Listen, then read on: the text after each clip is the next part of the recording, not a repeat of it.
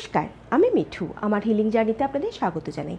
আজকের ভিডিওতে আমরা ডিসকাস করব আমাদের বার্থ চার্টে শুক্রের পজিশন কীরকম হলে আমরা লাইফে হিউজ অর্থ উপার্জন করতে পারবো।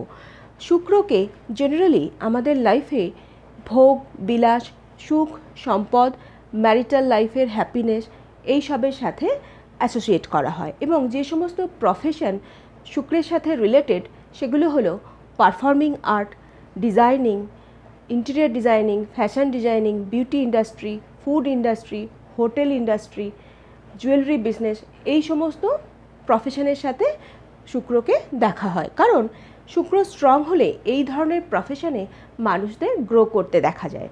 আর বার্থ চার্টে আমরা শুক্রকে কিভাবে দেখব? জেনারেলি শুক্র মীন বা পাইসেস রাশিতে উচ্চস্থ হন এবং কন্যা বা ভার্গ রাশিতে নিচস্থ হন। আর কিছু কিছু লগ্ন আছে যেখানে শুক্র কারক হিসাবে কাজ করে। যে সমস্ত ব্যক্তিদের লগ্ন টরাস বা বৃষ, লিব্রা বা তুলা এগুলো শুক্রের নিজের রাশি। এছাড়া জেমিনি, ভার্গ, ক্যাপ্রিকন, অ্যাকুয়ারিয়াস অর্থাৎ কুম্ভ, মকর, কন্যা এবং মিথুন লগ্নের জাতকদের কুণ্ডলিতে শুক্রকে কারক হিসাবে দেখা হয়, কারণ পজিটিভ রেজাল্ট দিতে দেখা গেছে। এছাড়া যে সমস্ত যোগ থাকলে শুক্র খুব বেশি পাওয়ারফুলি কাজ করে সেগুলোর মধ্যে খুব অন্যতম হলো মালব্য যোগ। মালব্য যোগ কখন হয়? যখন শুক্র কোনো বার্থ চার্টে কেন্দ্রস্থানে বসে, অর্থাৎ ফার্স্ট, ফোর্থ, সেভেন্থ অথবা 10th হাউসে বসে এবং ওই হাউসগুলি যদি ওই কুণ্ডলির জন্য কারক হয় এবং সেখানে যদি শুক্র মীন রাশিস্থ হয়ে উচ্চস্থ হয়ে বসেন এবং নিজস্ব রাশি অর্থাৎ বৃষ বা তুলা রাশিতে বসেন, তাহলে সেটা মালব্য যোগ ক্রিয়েট করে। এক্ষেত্রে ব্যক্তিরা বিভিন্নভাবে ধন উপার্জন করতে পারেন তাদের লাইফে। এবং নেক্সট যে যোগটা নিয়ে আমরা কথা বলবো সেটা হলো লক্ষ্মী নারায়ণ যোগ। এটা বুধ এবং শুক্র যদি পজিটিভলি প্লেসড হয় কোনো কুণ্ডলিতে তখন এই যোগ পেতে দেখা যায়। সেখানে বুধের মানিটারি পাওয়ার এবং শুক্রের লাক্সারি দেওয়ার ক্ষমতা দুটো একসাথে কাজ করে ওই ব্যক্তিদের জন্য। এই যোগটা কোন কোন হাউসে বেশি পাওয়ারফুলি কাজ করে ইকোনমিকভাবে? সেকেন্ড হাউস, যেটা আমরা ধনের কারক বলি, সেখানে যদি বুধ আর শুক্র একসাথে বসে মানুষ ফিক্সড অ্যাসেট থেকে প্রচুর ইনকাম করেন। যদি ফিফথ হাউসে বসেন বুধ আর শুক্র একসাথে, তাহলে মানুষ তার ক্রিয়েটিভিটি থেকে আর্ন করতে পারেন। যদি 9th হাউসে বুধ আর শুক্র একসাথে বসেন তাহলে ভাগ্যের সাপোর্ট পেয়ে মানুষ প্রচুর উপার্জন করেন। যদি 10th হাউসে বুধ আর শুক্র একসাথে বসেন তাহলে কেরিয়ার বা প্রফেশন থেকে মানুষ প্রচুর গ্রো করেন, সাকসেস পান এবং উপার্জনও করেন।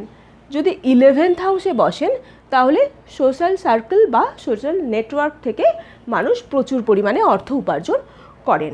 এরপর যে নেক্সট যোগটা আসে সেটা হলো সরস্বতী যোগা। এটা বুধ, বৃহস্পতি এবং শুক্র যদি কুণ্ডলিতে পজিটিভলি প্লেসড হয় একসাথে তখন এই যোগটা কাজ করে। দেখা গেছে এই সমস্ত ক্ষেত্রে ব্যক্তিরা কোনো না কোনো স্পেসিফিক ফিল্ডে প্রচুর সাইন করেন এবং আর্নিংও করেন হিউজ পরিমাণে।